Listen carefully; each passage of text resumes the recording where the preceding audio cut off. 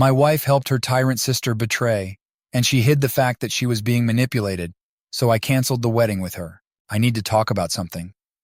I feel like I'm losing my mind. My fiancée Emily and I were engaged and had known each other for nearly 8 years. We were only a few weeks away from our wedding, and I had just seen something that made me feel like I was about to make the biggest mistake of my life. Emily and I were taking advantage of a rare evening at home to relax. While I was out in the garage working on a project, Emily was inside preparing dinner. As happens when you're working hard, I got thirsty and went back inside to grab a drink. That's when I found Emily in the kitchen, cooking and talking on speakerphone. It took me a moment to recognize the voice on the other end. It was Scott, my brother-in-law. This is where everything starts to go off the rails. Scott had been trying to get in touch with his wife, Julie, and she wasn't responding to his messages, so he asked Emily where Julie was. Emily told him, "She just left here, she should be home in about an hour or so." I should mention that Julie is Scott's wife of 7 years. I have to admit, it didn't register immediately what she had said. First of all, Emily said that Julie had been here. But Julie hadn't been. Over last time we saw her was 2 days ago, when she came by to help Emily with some last-minute wedding preparations. Then it hit. Scott had mentioned that Julie wasn't answering her texts, so why was she messaging Julie expecting a reply? And why would she say Julie should be home in an hour unless she knew exactly where she was or was texting her right in front of me to tell her to get home quickly? The only conclusion I could draw was that Emily was lying to Scott about Julie's whereabouts. She was likely warning Julie that Scott was expecting her home soon. For the next 6 hours, I couldn't stop thinking of various scenarios. Some were innocent, but most were terrible. I really wanted to confront Emily, but I knew I wouldn't get a straight answer if what I suspected was true, which leads me to about 3 in the morning. Around midnight, I woke up to use the bathroom and felt a strong urge to check Emily's phone. We both know each other's pins, so it wasn't hard to access. I took the phone to the guest room, unlocked it, and sure enough, my worst fears were confirmed. For the past 8 months, Julie had been having an affair with a coworker, and Emily had been helping her cover it up the entire time. Their messages were filled with details about the affair, graphic descriptions, and incredibly demeaning comments about Scott. Seeing all of this made me physically sick. Here was my soon-to-be wife enabling her sister to cheat without any apparent remorse. I took screenshots of the entire conversation, put the phone back where I found it, and then retreated to my office to try to process everything. I was in shock. I couldn't marry Emily, not after seeing this. There was no justification for her helping her sister cheat and hurt Scott, not to mention their 5-year-old daughter. But we were only weeks away from the wedding, and our families had invested so much money into it. None of that money was coming back. And on top of everything, I felt like an idiot. How could I not have seen this side of her? What the hell am I supposed to do? I'm not fit to marry her. I'm not at all ready. But the truth is, I still want to. I thought we had a bright future together. She's beautiful and kind, and she's never wronged me before. But now I can't look at her the same way. It's like a dark stain on an otherwise perfect painting. I just don't know how I got it so wrong, and I'm genuinely dreading what I know I need to do. I feel like breaking something or throwing up. Guys, you don't need to convince me not to marry Emily. That much is clear. The wedding is off. Now, I'm just trying to figure out how to move forward and muster the courage to take action. The expectations of everyone are weighing heavily on me, but I refuse to buckle under the pressure. I just find it unbearable to deal with the aftermath, and I'm really angry that I find myself in this situation. It's 6 in the morning. I'm running on just a few hours of sleep and worked 2 hours already. To avoid Emily and stew on this, I'm going to take a shower and get to work early. Thanks to the supportive folks here, and a big raspberry to those telling me to find out Emily's reasons for this mess. Around 8 in the morning, I got to work. Since no one was in the office yet, I decided to start pulling off the Band-Aid and called my brother. He lives in another country, so he was still up after putting his kids to bed. Telling him about this was hard, because I know he's invested a lot of money in airfare to bring his family here. But to his credit, as an older brother, he just supported me and didn't bring it up once. He also made a really good point. He said, "You deal with liars and cheaters daily at work." He was absolutely right when he said, "I don't blame you for wanting to have somewhere to go where this isn't a concern." I now understand why I'm reacting so strongly to Emily's involvement in this deceit. He also had a brilliant idea. He suggested bringing his family to Florida for some sightseeing and park visits. Well, now I'll be joining them with the kids. We were going to honeymoon there, so it should be easy to join them. I'll give Emily's ticket to either my sister or another family member and rebook everything to be near him and his family. Though I've responded to a few, I haven't had time to review everyone's comments. Right now, I'm just trying to distract myself until the day goes on enough that I can contact Scott. I just finished the morning stand-up meeting. Having been here so early, my stomach is flipping after drinking about 2 pots of coffee. I just can't focus. I feel like I can't do much but tell Scott what I know. So I'm going to take a sick day and go over to see if he's around. If not, I'll give him a call and track him down. Scott is a teacher on summer break, and Julie works a 9 to 5 like me, so chances are good this will work out. Wish me luck, Reddit. I went to Scott's place a little after 11 a.m. He had just put his daughter down for a nap, and in the kitchen we had a long, rather candid conversation. He had suspected something for a few months now, mostly with Emily's help and some mutual friends. Julie had been good at covering her tracks. I regretfully only have a few hundred screenshots from Emily's phone, not the entire 8 months of text conversations, but I gave him what I had and promised to help him any way I could. As an analyst in a mid-sized insurance company's fraud department, I know a few things and people that might help. Still, I'm trying to save what I can from my brother-in-law's kitchen. Knowing I won't betray Scott, I have to speak to Emily tonight and break the news to my friends and family as quickly as I can. Although I had some issues with the flight, as Emily was traveling under her maiden name, and our airline has a name change restriction, I managed to rebook most of the honeymoon. I even got a partial refund and rebooked for my sister, who will be traveling with 3 brothers and a niece in a few weeks. I don't want to tip anyone off until Scott has a chance to confront Julie, so I'm waiting to cancel the venues until after I speak to Emily. But I will definitely be telling my family and friends this afternoon, asking them to keep it quiet for now. Right now, I'm in a frenzy, canceling everything I can, and I'm headed down to the bank soon to create a new account and sort out the finances. It should be decent since we weren't married, and I made more income. The mortgage is not in my name, though Emily did contribute about $30,000 against my $80,000 for the down payment. It could be worse, but I'll likely have to pay her back that money, plus some share of the mortgage payments for the last 2 years. The update was included in the same post as an edit. It's now about 10 p.m. and I'm writing from my friend's place. His name is Ben, and he used to be a co-worker of mine in the same line of work. As I mentioned earlier, I work for a respectable-sized insurance company's fraud department as a field analyst. For those unfamiliar with the job, I basically work as a private investigator, investigating what we believe to be fraudulent claims regarding workers' compensation. Anyway, as I hinted, Scott asked for my help in tracking down the other man Julie was cheating with. We only had a name, let's call him Mike. I started by searching for Mike using Julie's contacts on LinkedIn, but it came up empty, which I found odd.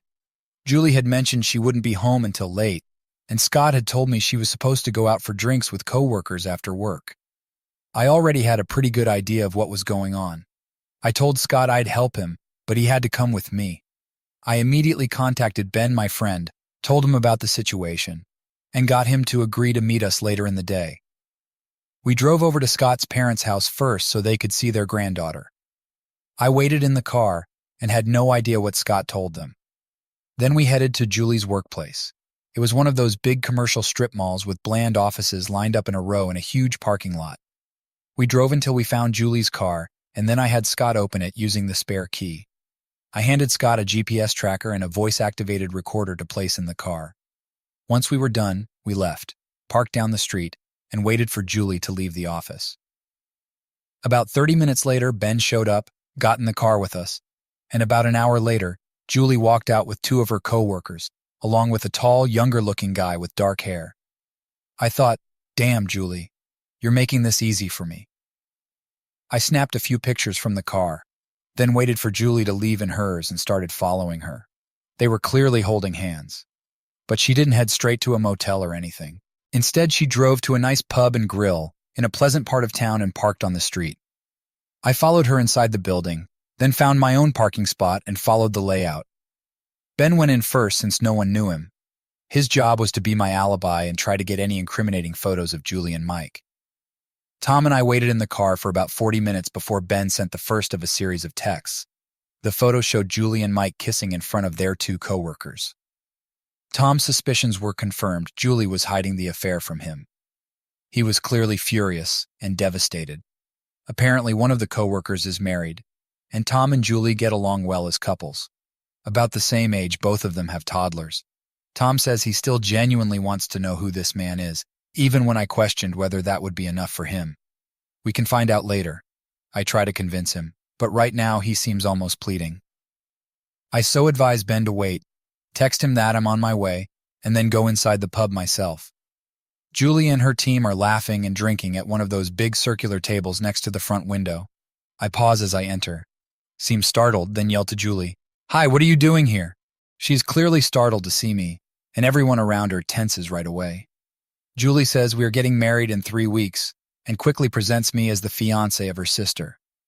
Everybody is congratulating each other. After thanking them, I then extend my hand to the dark-haired man and introduce myself using my full name, thinking he would react in the same manner. He does, and I'm a little surprised Mike is not mentioned. I introduce myself to everyone else, then tell Julie I'm here to meet a coworker. I wave to Ben, then step away. Once I go over to Ben, I give him the guy's name, and we both start whipping out our phones and get to work. We find him not too long ago. He has court case rulings against him and social media accounts. When we learn Mike is his middle name, everything sorts out really well. Right now, I'm just grateful that Julie isn't cheating on Tom with 2 other coworkers. Mike is 30, married, and has a 2-year-old child, it turns out. This just keeps getting better and better. Still, I send Tom the guy's name and decide I want to challenge myself and urge him to wait a few more minutes. Here in the bar, I'm essentially watching over children. To Julie and her staff, I am absolutely visible. My presence is really wrecking the evening. I can see out of the corner of my eye that nobody is very enthusiastic about this. This is excellent. I let this continue for around 15 minutes before telling Tom to contact Julie, informing her he's spending the night with his kid at his parents' place. Not long later, I find Julie pulling out her phone, showing Mike, and subsequently everyone choosing to pack out. Saying goodnight, Julie approaches me and asks if Emily and I would like to come over for dinner this weekend. I grin and wish her and her colleagues a nice night. It seems like a fantastic plan. Ben and I pay our bill, then dash back to the waiting Tom after waiting for them to go. There is some uncertainty here, as we are unsure what exactly Julie was intending to do.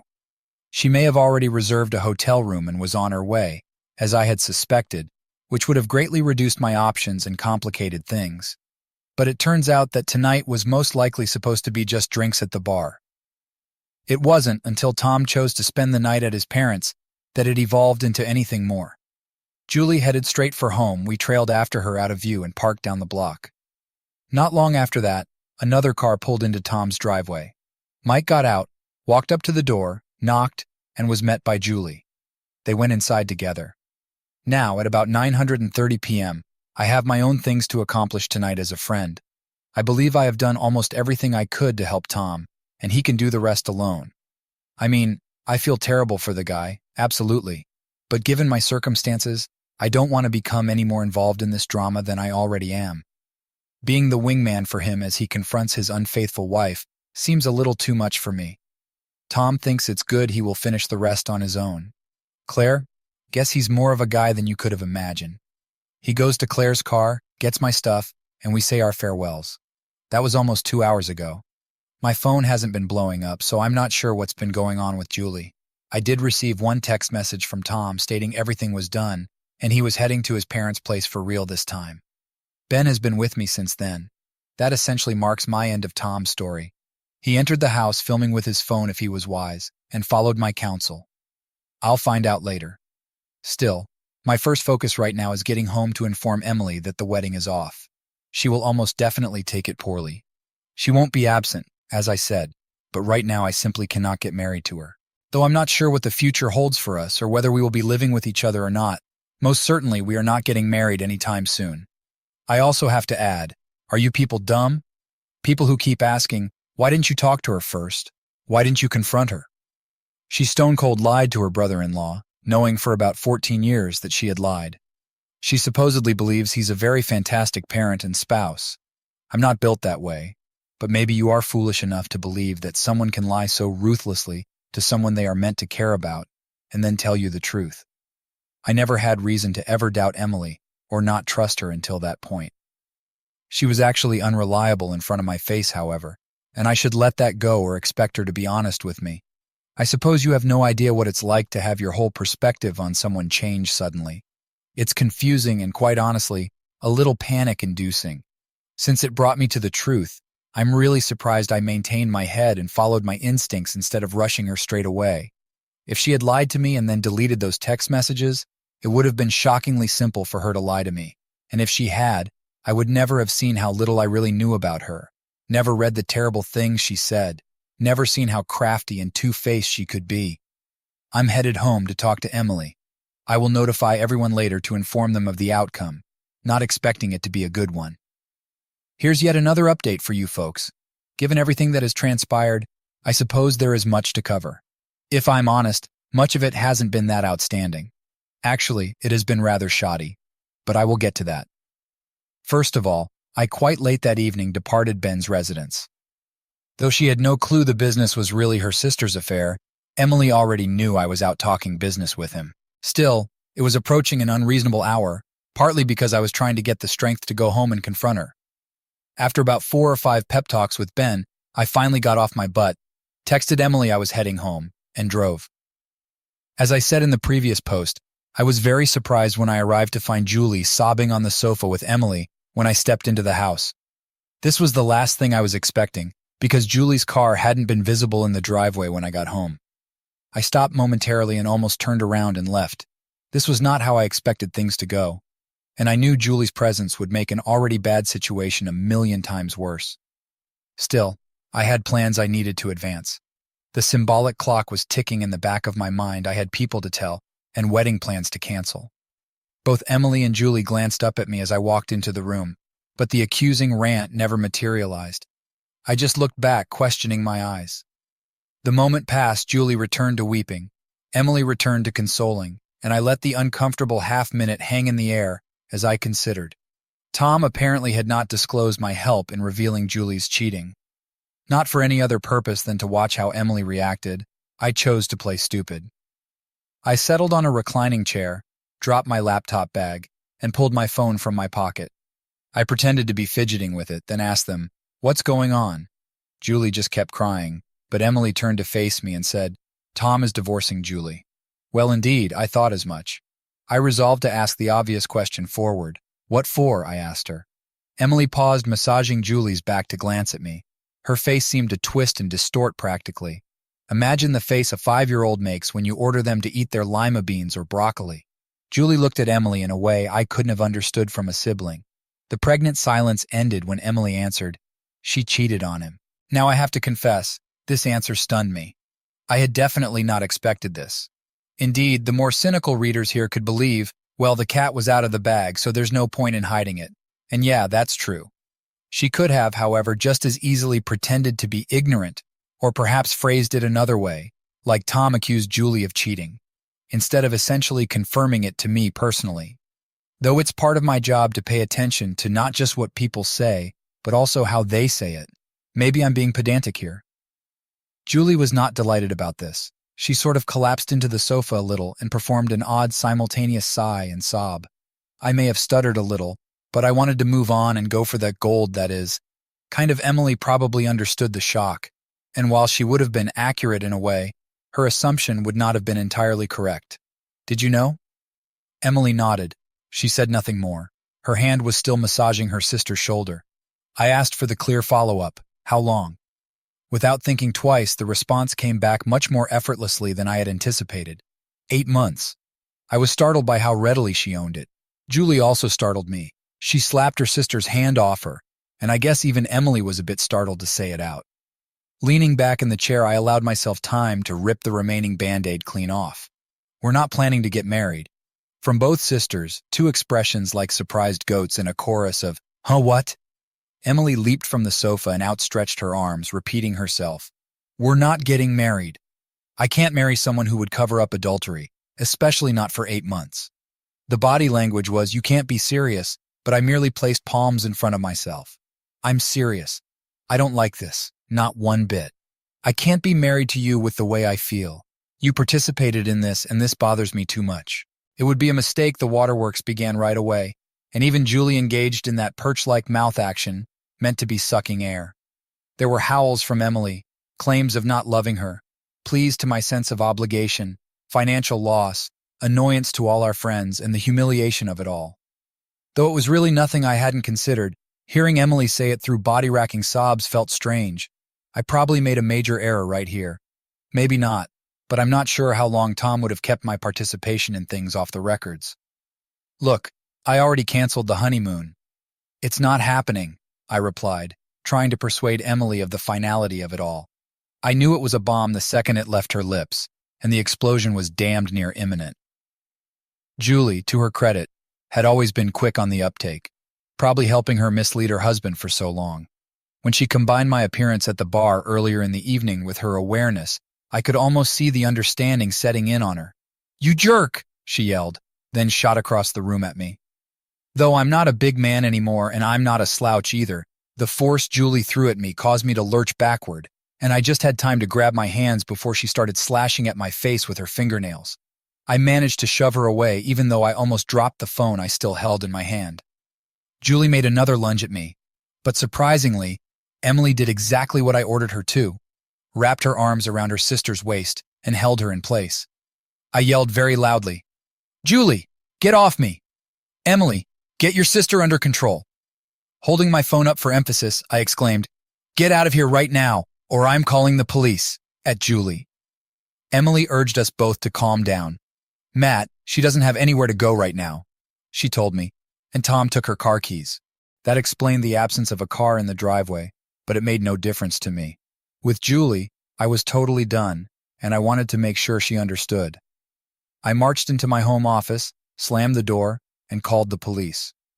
I told them I feared for my life, that my fiancé's sister had assaulted me, that I had locked myself in my office, and that I was bleeding from my face and had blurry vision.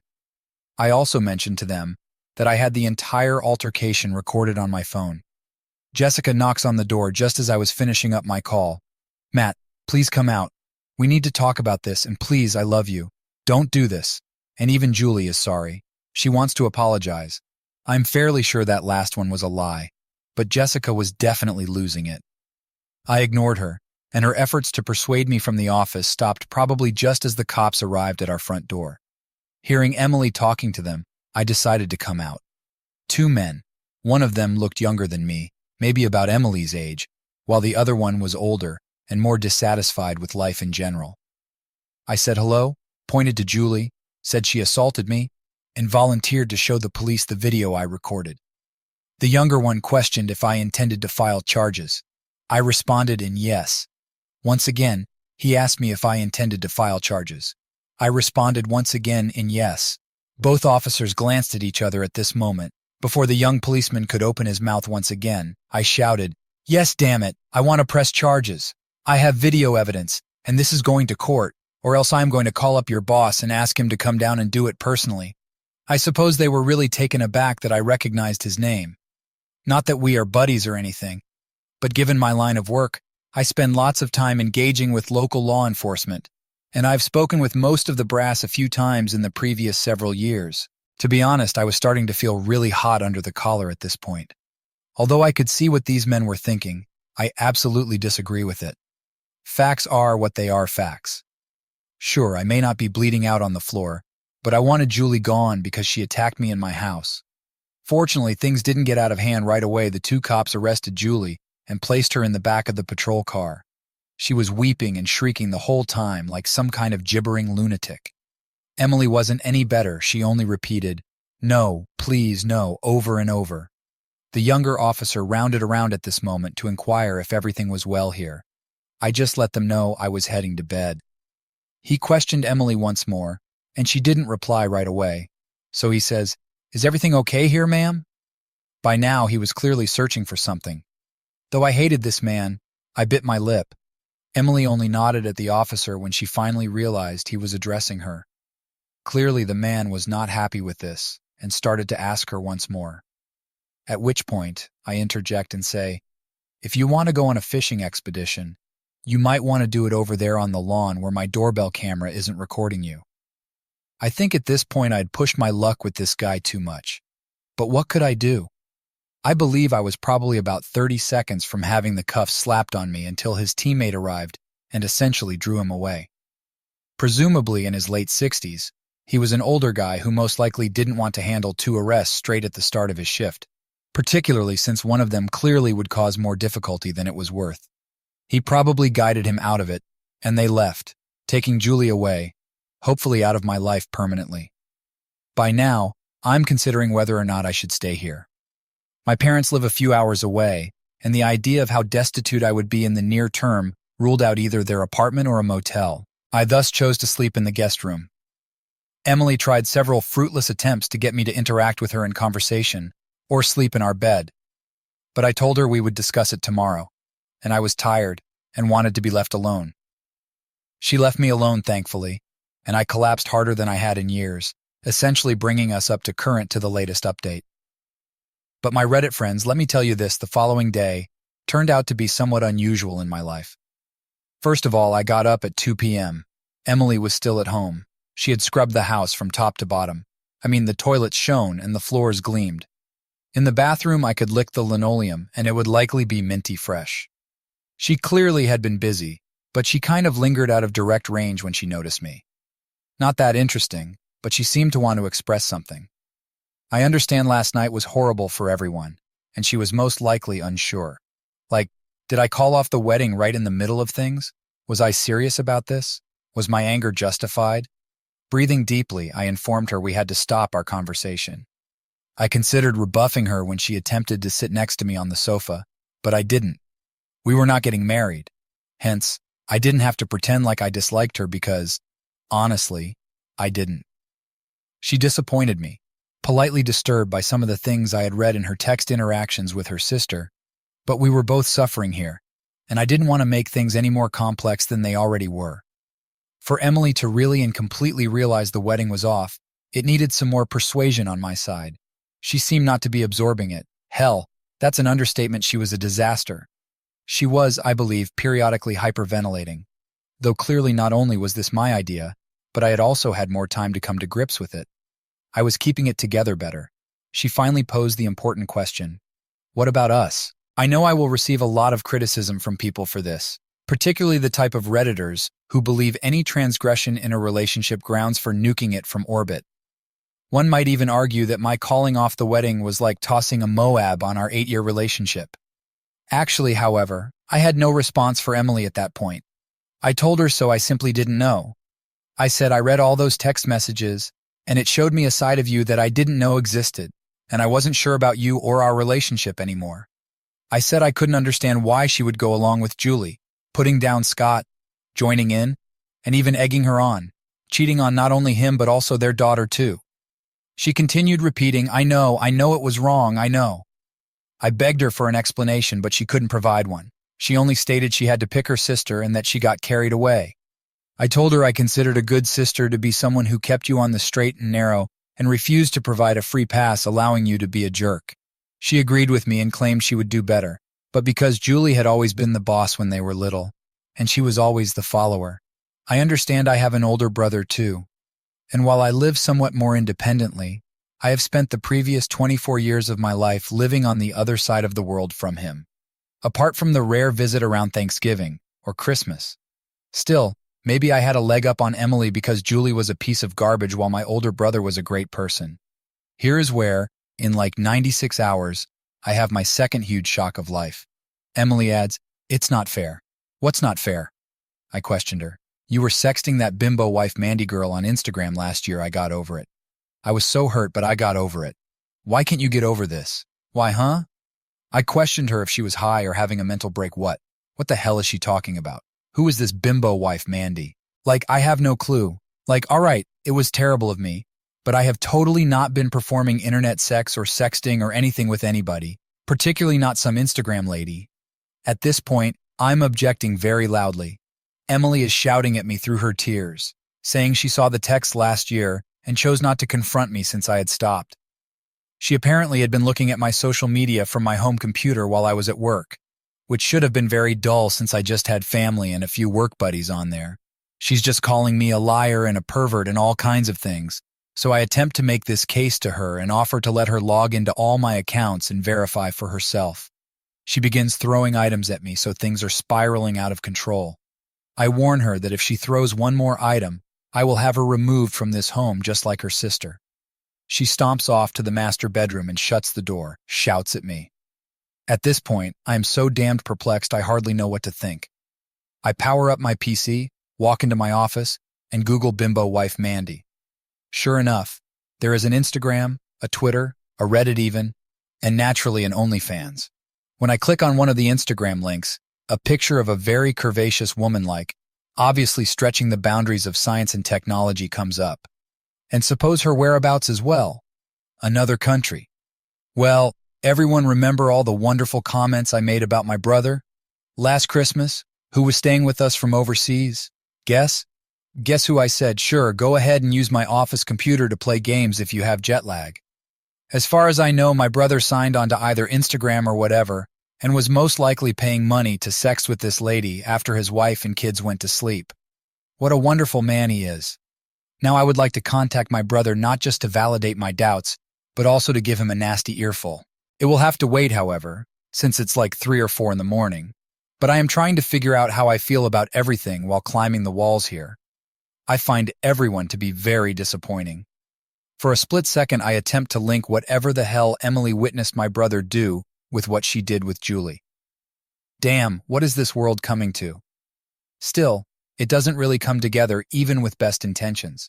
She didn't confront me when she saw this, maybe because she is more forgiving or tolerant than I am. I wish she had, however. It would have given me a chance to even demonstrate her how I would behave and to straightforwardly explain to her my full personal opinion on these matters. Later on, it may have positively affected her, or perhaps had no effect at all. Uncertainty surrounds me. All I know is that this piece is turning into a book, and I blew off much of the morning when I need to be getting this out of my thoughts and onto this page. Although I feel better after completing it, there are still probably 3 or 4 posts to be told. I no longer want to submit them to this subreddit. Though I'm not sure they would allow me, I will attempt to subtly update my profile in the next day or two with the rest of the blowout talking to my parents, brother, Emily's parents, and lastly, where Emily and I stand. One thing I can say, however, is that for a variety of reasons, most of my direct family connections tend to be somewhat strained. Although my parents are mostly encouraging, as the reality of the financial loss sets in, their support is waning. Sure, the marriage is still off. From the start, it was almost certain. Emily's parents seem a little more annoyed, and I'm sure they are inserting pins and voodoo dolls made right now in my image. For those curious, Julie is out of prison. She got Emily to bail her out, and I even chewed out Emily for that, calling her her sister's lackey, which I believe really connected with her, as she sent me like a 30-page letter describing how her sister always controlled her throughout her entire life. Having read it twice again, I wish we had discussed this almost certainly somewhere over the last 8 years. Perhaps things would be different. None sure. Anyway, Reddit, should someone still be interested, expect a final chapter of this story in like a day or two, and maybe a follow-up once the former wedding date passes. Update. It has taken more time than I first planned to get around. Many events have kept me somewhat busy over the last few days. It wasn't until today, when I had some spare time after lunch, that I could sit down and sort out this. I'll attempt to pass through as much as I can before then. Still, I would like to highlight a few points in response to previous post comments. I will attempt to be succinct.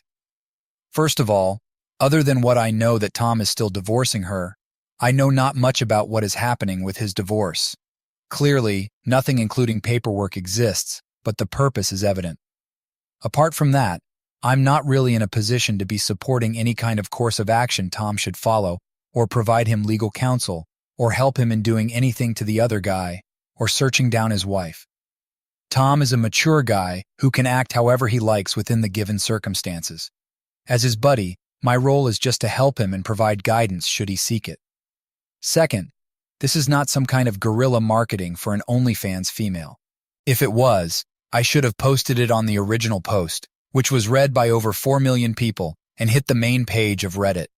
Furthermore, Considering that this post became somewhat famous on Reddit, it's not very surprising that bimbo wife Mandy, another Redditor, happened to be tracking the narrative and saw her name. It might have easily been any other of the hundreds and hundreds of ladies using Reddit to share their photos. And briefly speaking about Mandy, I have in fact spoken with her. She looks personally really kind, and she was really extremely helpful in verifying stuff for me. Guys, however, there are no future romantic intentions here. Mandy is married, clearly very happily, for over 30 years. Although her husband must be fine with it, honestly, she is much too much for a simple insurance man like me to take seriously. With that all clear-cut, now on to the update. Last time I wrote, it was too late for me to get in touch with my brother. I assumed he had spoken with Mandy using my office computer. Among such men, I am one that must be actively striving to address problems that come before him once they arise. For my line of work, this is fantastic, unfortunately. In circumstances like mine, all I was doing was driving myself crazy. I so made the decision to inhale deeply, wait till later, and get on with what I had to accomplish, leaving everything aside. First thing first was trying to get every individual from my side who I had invited to the wedding notified of its cancellation. As you may remember, I had previously told my parents and had them call my relatives on the day I decided upon only myself, and Emily had the whole guest list, so I had to handle the rest alone.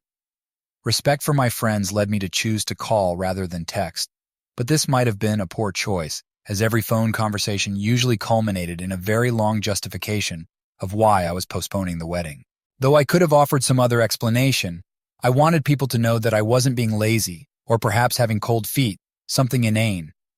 Not just for my own reputation, but also, I believe, to honor the individuals who had promised to visit that day to assist pair Emily and me. This meant that it was already dawn in another country, as I only managed to get in touch with everyone late into the evening. Though I knew what I had to do, I wanted to be sure my ducks were all in line, hence I stopped and prepared a lunch in the kitchen. Emily wasn't home, I noted. When she departed and settled down to eat and consider what to do about my brother's predicament, I had no clue. For brevity here, let's name my brother Chris. Chris and I have always been really close, even though he is 15 years my senior. In my life, he was essentially a quasi-parental figure, as he was already headed toward adulthood by the time I could have long-term recollections. He was always kind with his time, played with his younger brother when other teenagers would most likely have avoided such an activity like the plague, and overall appeared to me growing up to be rather mature and smart. Simply said, I really respected him. I was still getting used to the concept that he had been sexting a female not his wife in my home, and I had to make decisions. It was evident that I should talk to him about it, but at this point, I wasn't sure if I wanted him to confess only to help me clean my reputation, considering how poor my relationship with Emily was. Anything might be salvaged, though. For at least propriety, I had to scold him about this and get him to stop. I wasn't sure, however, whether I should tell his wife about it or not rat him out. It all rested on what he told me and whether I believed him or not. After finishing my dinner, I signed on to Facebook and video called Chris. Since his specialty is connected to IT, and Chris is almost always accessible throughout the day, today was no exception. He now usually works from home as a remote office worker. It hardly rang more than once or twice before his response. We greeted one another, did some small talk, and then I just kind of dived into it and asked him whether he had been using my computer to sex chat ladies on the internet while he was visiting me. Chris' expression froze. Then he leaned over the camera's out-of-frame line. He clearly was shutting his office door. To me, he answered, "Yeah, I did." "Why?" Under my breath, I cursed and told Chris that Emily had assumed his flirting was me because he had used my computer.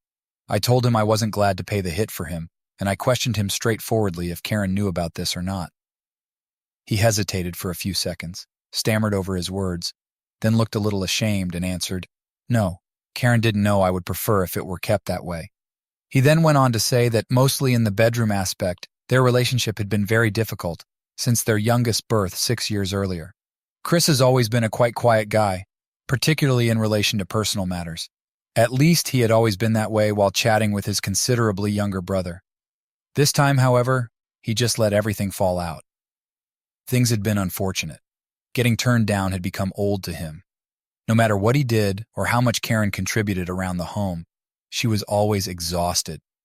Eventually, this resulted in issues on his side, some kind of performance anxiety on the rare times Karen would really feel up for some bedroom fun, and things simply went worse from there. He responded essentially, "There's no amount of socks cleaned up, laundry folded, dishes done, or time spent babysitting children that would get me laid. It was just not happening, so I began to spend evenings working in my office." He even performed the finger quotations in reference. Apparently, his working at night became a quite strong addiction to OnlyFans sites, which swiftly spiraled out of hand given the relative seclusion he enjoyed at his office for actual work. When I questioned him if he was still doing it, he swore up and down that he wasn't. When he said that, I thought I believed him. He appeared real, but I felt something was amiss in the back of my mind, bugging me. Perhaps it was because of all the dishonesty I experienced lately, but I was questioning my own brother, who has been a stand-up person to me our whole life. Being in this state really disgusted me. Now, the issue I was dealing with here seemed very complicated. First, I would have to convince my brother to inform Emily that it was him all along if I wanted my name cleared. But if he did that, then there was no assurance Emily wouldn't angrily tell Karen. Though at the same time, I didn't know whether I felt comfortable putting a bomb on my brother's marriage over something he not only stated he stopped personally, I believed it would be better if Karen knew. This is in a kind of morally murky area for me. Though I didn't know exactly what to do, I urged him to notify his wife about this and start marital therapy. They had been going for the last 12 months, he added. And although it was beneficial, what had truly helped him was acquiring a prescription for some generic Viagra. Actually, I performed a spit take at that, almost misting my computer screen with water.